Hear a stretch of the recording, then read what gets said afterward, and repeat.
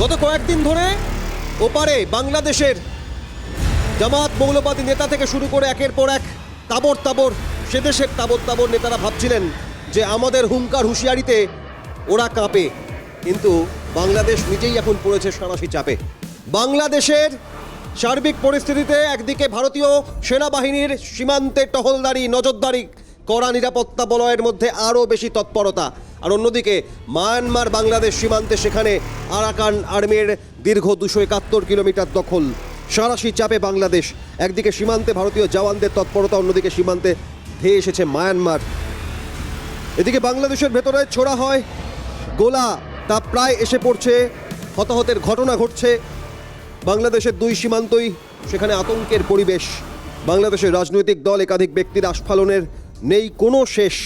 সামরিক শক্তিতে ভারতের থেকে বহু যোজন দূরে বাংলাদেশ। মায়ানমারের থেকেও সামরিক শক্তিতে পিছনে ইউনিসের বাংলাদেশ, তার কারণ গোটা বিশ্বে সামরিক শক্তির নিরিখে মায়ানমার 37 নম্বরে, সেখানে 35 নম্বরে, সেখানে বাংলাদেশ 37 নম্বরে। আপনাদের দেখাই, তার কারণ আপনারা জানেন যে সামরিক শক্তিতে গোটা বিশ্বের মধ্যে চতুর্থ স্থানে ভারত, আমেরিকা, রাশিয়া, চীন, তারপরই ভারত, তারপরে ইউনাইটেড কিংডম আছে পঞ্চম স্থানে, আর বাংলাদেশ সামরিক শক্তিতে 37 নম্বরে, যেখানে মায়ানমার 35। বাংলাদেশের মোট সৈন্য সংখ্যা 1,63,000, মায়ানমারের সৈন্য সংখ্যা 1,50,000। তবুও মায়ানমার সামরিক শক্তিতে এগিয়ে। বাংলাদেশের আধা সামরিক বাহিনী 68 লক্ষ, মায়ানমারের আধা সামরিক বাহিনী 55,000। তবুও সামরিক শক্তিতে মায়ানমারের থেকে বাংলাদেশ পিছিয়ে। বাংলাদেশের ব্যয় সামরিক ক্ষেত্রে 699 কোটি মার্কিন ডলার, সেখানে মায়ানমার ব্যয় করে মাত্র 270 কোটি মার্কিন ডলার, কিন্তু তারপরেও সামরিক শক্তিতে বাংলাদেশ পিছিয়ে। বাংলাদেশের কাছে 216টি বিমান, যুদ্ধ বিমান 44টি, মায়ানমারের কাছে 293টি বিমান, যুদ্ধ বিমান 58টি। এক্ষেত্রে বাংলাদেশের তুলনায় যুদ্ধ বিমানে এগিয়ে মায়ানমার। বাংলাদেশের হেলিকপ্টার রয়েছে 73টি, মায়ানমারের হেলিকপ্টার রয়েছে 80টি। বাংলাদেশের অ্যাটাক হেলিকপ্টার কোনো নেই, মায়ানমারের 9টি অ্যাটাক হেলিকপ্টার রয়েছে। আর শুধুমাত্র বায়ুপথে নয়, স্থলপথেও বাংলাদেশ মায়ানমার সীমান্তে 271 কিলোমিটার আরাকান আর্মির দখলে। বাংলাদেশের কাছে 320টি ট্যাঙ্ক রয়েছে, যেখানে মায়ানমারের কাছে মোট ট্যাঙ্ক রয়েছে 705টি। বাংলাদেশ মায়ানমারের সামরিক শক্তি, সেখানে দাঁড়িয়ে সৈন্য বাহিনী, সেনাবাহিনী সংখ্যা কম থাকলেও মায়ানমার গোটা বিশ্বে 35 নম্বরে সামরিক শক্তিতে, আর বাংলাদেশ সেখানে 37-এ। বাংলাদেশ সাঁড়াশি চাপে, একদিকে ভারতীয় সীমান্তে ভারতীয় সেনাবাহিনীর তৎপরতা, অন্যদিকে মায়ানমারে ধেয়ে আসা। তা নিয়ে কি বলেছেন লেফটেন্যান্ট জেনারেল অবসরপ্রাপ্ত সেনাকর্তা উৎপল ভট্টাচার্য, দেখুন। মায়ানমারের সঙ্গে কথা বলতে গেলে, মায়ানমারের সঙ্গে যুদ্ধ করছে কারা? Arakan army.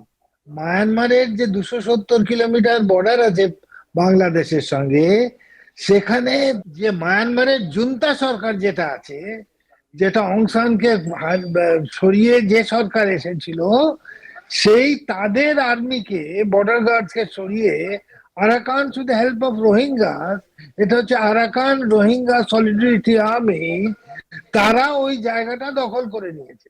যে ওদিক থেকে মায়ানমারের গোলাগুলি, আরাকানসের গোলাগুলি, সেগুলো এসে পড়ছে বাংলাদেশে, বিশেষ করে কাপ্তাই, চিটাগং হিল ট্র্যাক, যেখান থেকে ওদের মেন পাওয়ার আসে, ওই দিক থেকে সেইগুলো একটা ডিস্টার্ব এরিয়া হয়ে যাচ্ছে। আর ওখানে কিছু চাকমা কমিউনিটি থাকেন, বৌদ্ধিস্ট থাকেন, আরাকান থাকেন, রোহিঙ্গা থাকে, তারা যদি ভেতরে ঢুকে আসে এদের একটা প্রবলেম হবে। কিন্তু মায়ানমারের সঙ্গে বাংলাদেশের কোনো সেরকম রেশারেশি নেই। মায়ানমার নিজেই যুদ্ধছে যে তাদের জুন্তা আর্মিটাকে স্টেবল রাখার, যাতে তারা আরাকান বা এরকম যেগুলো বর্ডার বা যারা গন্ডগোল করছে তাদের ঠিক মতন সরিয়ে দিতে পারে, আবার 270 কিলোমিটার এরিয়ায় ওরা এসে শাসন করতে পারে। আচ্ছা, সেটা একটা বিগ নয়, তবে প্রবলেম তো নিশ্চয়ই বাংলাদেশের এদিক থেকে, যখন ওরা এত হুঙ্কার দিচ্ছে আমাদের সঙ্গে, মানে ডেলিবারেটলি যত রকম ভাবে সম্পর্ক খারাপ করার সেটা করছে। আর